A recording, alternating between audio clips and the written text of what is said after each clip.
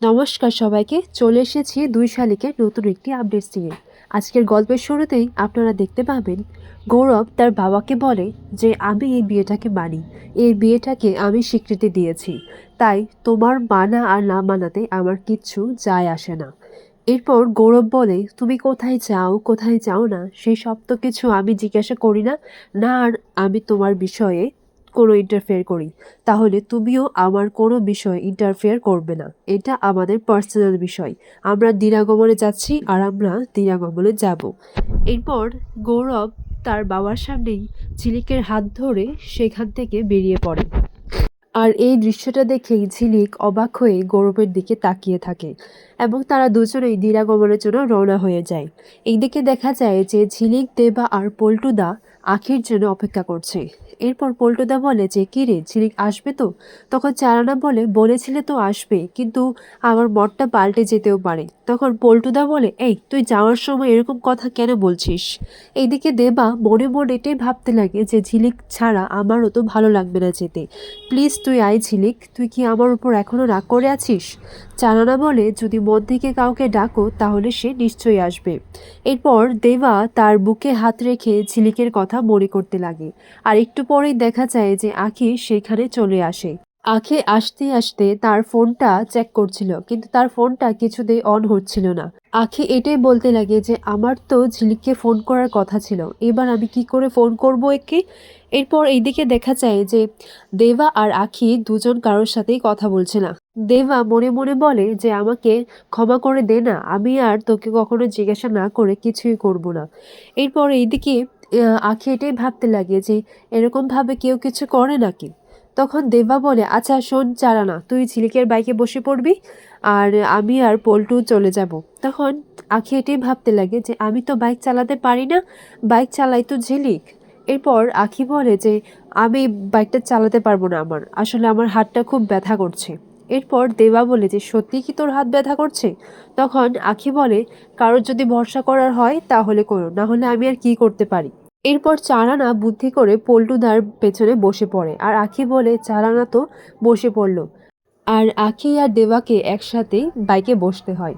এইদিকে দেখা যায় যে পিয়ারকে রাগের মাথায় এটাই বলতে লাগে যে গৌরব বারবার আমার কাজের মধ্যে বাধা হয়ে দাঁড়ায়। আর এই কথাটা গৌরবকেও পিয়ারকে বলেছিল। পিয়ারকে আপন মনে এটাই বলতে লাগে একা একা যে এভাবেই যদি তুমি আমার কাজে বাধা হয়ে দাঁড়াও তাহলে এই খেসারত তোমার স্ত্রীকে দিতে হবে। আখি তোমার প্রপার্টি নয়, আখি আমার প্রপার্টি, ওর সব সম্পত্তি আমার করে নেব। এরপর দেখা যায় যে পিয়ারকে নন্দলালকে ফোন করে জানায় যে আমার ছেলে আর ছেলের বউ রায়কিশোরী তলায় গেছে, ওদের উপর একটু নজর রেখো। আর হ্যাঁ, বিশেষ করে আমার ছেলের স্ত্রীর উপর। আর কখন কি করতে হবে সেটা আমি তোমাকে পরে জানিয়ে দেব। এরপর দেখা যায় যে রজতাভ লাহোরেই পিয়ারকে ফোন করে এবং পিয়ারকে বলে গুড মর্নিং। তখন রজতাভ লাহোরি বলে যে ব্যাড মর্নিং, আপনার কাছে আর বেশি সময় কিন্তু নেই, আর অনিমেষ রায়ের হাতটা আপনার ঘাড় পর্যন্ত পৌঁছে গেছে। একবার ইমাজিন করেই দেখুন, বিকেলের মধ্যে যদি আমার কাছে টাকাটা না পৌঁছয় তাহলে কিন্তু খুব খারাপ হয়ে যাবে, কালকের থেকে ঝড় উঠবে। এরপর পিয়ারকে বলে যে মুখ বন্ধ রাখতে গেলে অনেক বেশি টাকা, আর মারতে গেলে খুব কম টাকা, শুধু চুলোর খরচটা পাঠালেই হবে। এরপর এই কথাটা বলে পিয়ারকে হাসতে লাগে। এইদিকে ঝিলিক বলে যে বাইরের ফুরফুরে বাতাসের আনন্দ পেয়ে দেখবেন আমার আর আপনার দিনটা খুব ভালো যাবে। গৌরব বলে সেটা কখনোই না। তখন ঝিলিক বলে কেন? গৌরব বলে কারণ আমার সাথে তুমি আছো।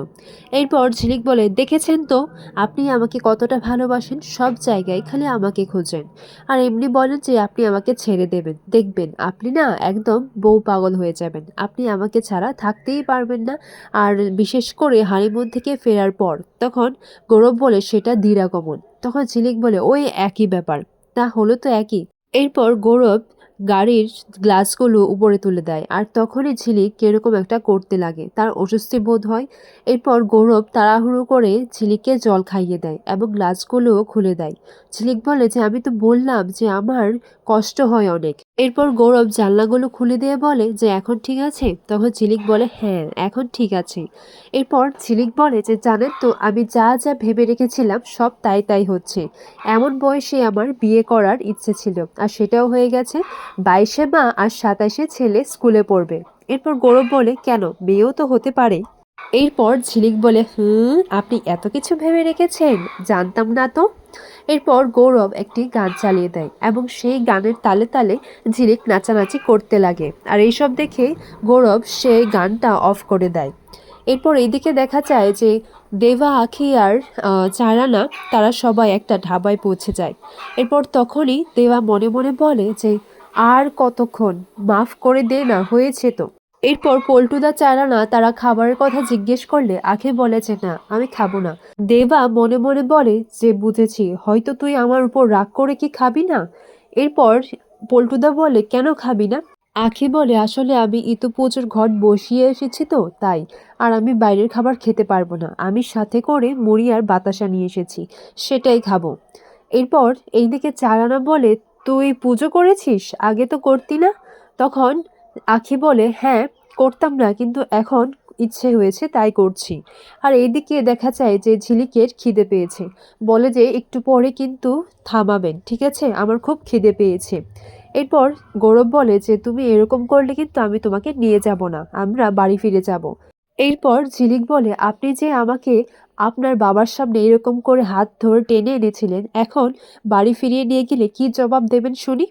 এরপর এইদিকে দেখা যায় যে পল্টুদা আর চালানা বলে আচ্ছা, এই পুজো পুজো ভাবটা মনে আনা মানে কি মন থেকে বউ বউ হওয়া, বুঝতে পেরেছিস। এদের দুজনের মনে জমিয়ে প্রেমের ঝড় উঠছে, দুজন থেকে একেবারে প্রেমে একেবারে হাবুডুবু খাচ্ছে। এরপর চারানা বলে আজ এই পল্টুদা আস্তে খাও আস্তে খাও, আমাদের এখানে কমসে কম 1 ঘন্টা তো কাটাতেই হবে, আর দুপুরে যেখানে খাবো সেখানে 1.5 ঘন্টা, তা একটু আস্তে খাও। এরপর পল্টুদা বলে আরো কতটা পথ যেতে হবে তুই জানিস। তখন চারানা বলে আরে হ্যাঁ তাই তো, আমি চাইছি যেন আজকের রাতটা আমাদের ওখানেই কাটাতে হয়, তাহলে ঝিলিক দিদি আর দেবাদের মধ্যে সবটা ঠিক হয়ে যাবে। এরপর পল্টুদা বলে আরে তোর তো দেখছি 16 আনা বুদ্ধি রে চারানা। তখন চারানা বলে হ্যাঁ এটা সব চারানার প্ল্যান। তখন পল্টুদা বলে আচ্ছা বুঝতে পেরেছি, বড় হয়ে না তুই সবাইকে প্রেম করে দিতে পারবি, তুই অনেক বড় জন লোকদের প্রেম করাবি, কিন্তু তোর প্রেমটা হবে না। এরপর হঠাৎ করেই দেখা যায় যে দেবার খুব ঝাল লেগেছে। দেবা বলে যে লঙ্কা খেয়ে ফেলেছে ভুল করে। তখন পল্টুদা বলে আরে দেবা তো একটুও ঝাল খেতে পারে না। এরপর আখি দেবাকে জল খাইয়ে দেয়, কিন্তু তাতেও দেবার ঝালটা কমেনি। তারপর আখি তার ব্যাগ থেকে মধু বার করে দেবাকে খাইয়ে দেয়, বলে যে অন্যদিকে তাকিয়ে খেলে এরকমই হবে। আর তখনই দেবা আখির দিকে তাকিয়ে থাকে। আর এখানে আজকের রিভিউটি শেষ করছি।